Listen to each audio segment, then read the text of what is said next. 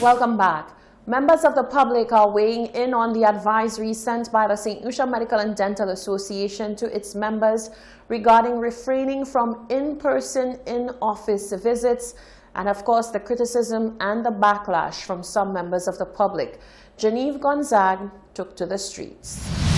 So this is the topic at hand. We would like you to tell us, are you for it or against it? The St. Lucia Medical and Dental Association has taken the decision to suspend all in-office doctor visits. They are now proposing that we use telemedicine. That is, the use of social media platforms to converse with your doctor. Well, as far as I'm concerned, that's a good move because with what's happening with COVID-19 right now, we have to do all within our power to protect everybody. So if it's like to call your doctor over the phone to find out what is the matter with you, and then the doctor could explain to you whether to come in or not. I think that's a very good move because in case sometimes you might be infected, and by you going to the doctor, you could pass it on to the doctor. So I think it's better to get to your doctor on the phone, give him a heads up of what's happening with you, then he will advise you whether to come to his office or not. It's a very good move by the authorities. No, I don't think that is effective because doctors need to do physical examination on their patients to determine exactly what's going on with them. So I don't think that it is effective. I think they should reconsider that decision. Well, I think that's a good move. For now, with all that virus thing going on, the doctors self have to protect themselves, So I support that one 100%. Yes, to be honest. So telemedicine is a really great thing to do, but the real issue is the variables in which you assess someone. Like, it's not just a matter of seeing someone on a film, on a camera, or talking with someone. It's the variables that you use to assess whether or not they're symptomatic of the illness. And that's the most important part about telemedicine is it's more effective if you have really defined what the variables are of assessment. So it's great. I mean, why go in to see a doctor and get him sick if you can see him over the phone?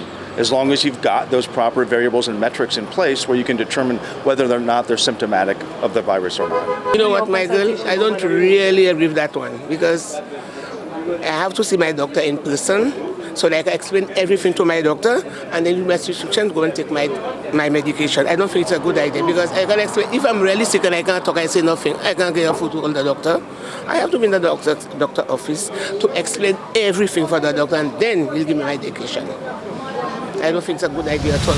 Leader of the opposition, Philip J. Pierre, has become one of the many voices of empathy by asking St. Lucians to refrain from wishing ill will on others, especially in this time of heightened health concerns. Philip J. Pierre's plea comes following Prime Minister Alan Shasty's recent health scare, where he went into quarantine and was tested for COVID-19. Following the news of the PM's ailing health, social media became flooded with posts wishing him a speedy recovery. However, these posts were quickly overshadowed by persons expressing negative thoughts about the Prime Minister and chastising persons wishing him well. In an address to the nation, the leader of the opposition called for this behavior to stop. Let me commend the Prime Minister for adhering to the protocols on COVID-19 when he felt unwell and self-isolating yesterday. We are all relieved that his COVID-19 test result was negative, and we wish him a speedy recovery. As political leader of the St. Lucia Labour Party, I want to call on all St. Lucians to refrain from wishing ill health on anyone or believing that anyone wants COVID-19 to destroy St. Lucia. This cannot be our way as a civilized people. In this vein, I ask that we wish everyone in quarantine and self-isolation well, and my thoughts go out to our own sister Emma Hippolyte.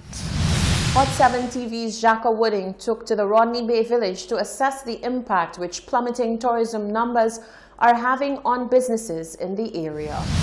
A calm has fallen over the Rodney Bay village as several businesses in the area have chosen to commence a period of closure in light of the ongoing coronavirus pandemic. The Baywalk Shopping Mall has announced the closure of several stores including Access, H&H Women's Fashion, Body Plus, Suits, US Polo, Casabella, B1, UNU Multibrand, Hang 10, Verdict. And they have also announced that the Rituals Coffee House will be operating under a takeout basis only, as several of the island's smaller ports have decided to remain closed during the ongoing coronavirus pandemic. It seems to be business as usual here at the Rodney Bay Marina, as many of the patrons can still gain access to several of the facilities' amenities made available to them. However, several protocols have been put in place, including businesses offering hand sanitizers and coronavirus information pamphlets, and restaurants operating on a takeout-only basis. As businesses continue to explore their bounds within this global pandemic, we'll continue to follow developments of the business community within the Rodney Bay Marina and alert the public on any impending closures that may be announced. Hot 7 News, I am Jacques Oude.